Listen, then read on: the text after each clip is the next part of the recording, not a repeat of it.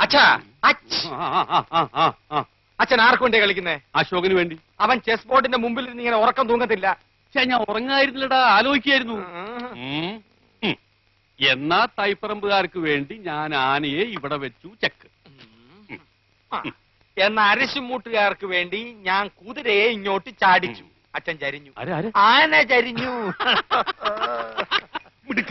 എന്തായി എന്തായി എന്തായി? വസു, അശോകനെ ഇടവും വലവും അനങ്ങാൻ വയ്യാത്ത രീതി തളച്ചിട്ടിരിക്കുക എന്റെ മോൻ. അങ്ങനെ തന്നെ വേണം. സ്വന്തം അനിയത്തിയുടെ മുമ്പിൽ അമ്മ തോൽക്കാണ്ടിരിക്കാൻ വേണ്ടിയാണ് ഞാൻ ഈ ത്യാഗമൊക്കെ ചെയ്യുന്നത്. SSLC പരീക്ഷയ്ക്ക് പോലും ഞാൻ ഇത്ര ഉറക്കുളച്ച് പഠിച്ചിട്ടില്ല. അത് പിന്നെ അമ്മയ്ക്ക് അറിയില്ലേ മോനെ? മോൻ ഇതങ്ങോട്ട് വലിച്ചു കുടിച്ചേ ക്ഷീണം മാറട്ടാ. എനിക്കില്ലേ വസു? അശോകൻ കുടിക്കണ്ട. അശോകന് ക്ഷീണമാകാം. അവശതയോടെ കളിച്ചാ മതി.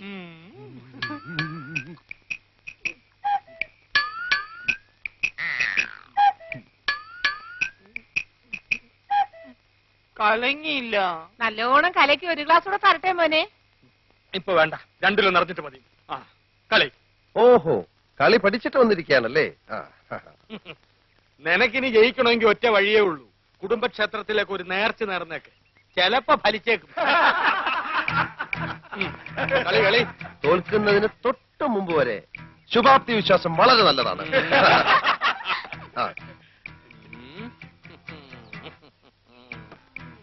എന്റെ ബുദ്ധിപരമായ നീക്കം കണ്ടിട്ട് എന്ത് തോന്നുന്നു? ഒന്നും തോന്നുന്നില്ല. അണയാൻ പോകുന്ന തീ ആളിക്കത്തും. അത് കാണുന്നുണ്ടല്ലോ. ഒന്ന് നോക്കിച്ചു പോ. വേണ്ടെന്നേ, അപ്പോഴത്തിന് എത്ര ശതമാനം തോറ്റിരിക്കാന്നൊന്നും അറിയാലോ. ശരി വാ. നിന്നെ ഒരു മത്സരത്തിനെങ്കിലും പരാജയപ്പെടുത്തിയിട്ടേ ഞാൻ PSC ടെസ്റ്റ്. അതിനെ നിനക്ക് ഏജ് ഓവറായിട്ട് 5 വർഷമായല്ലോ.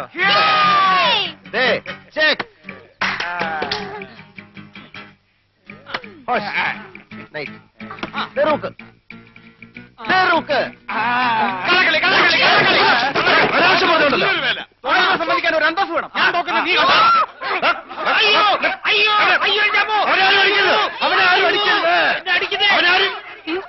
അടിയാണോ?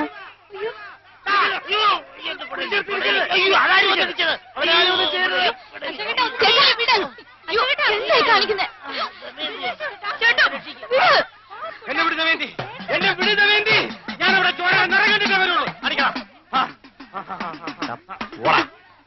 എന്നാ പോ.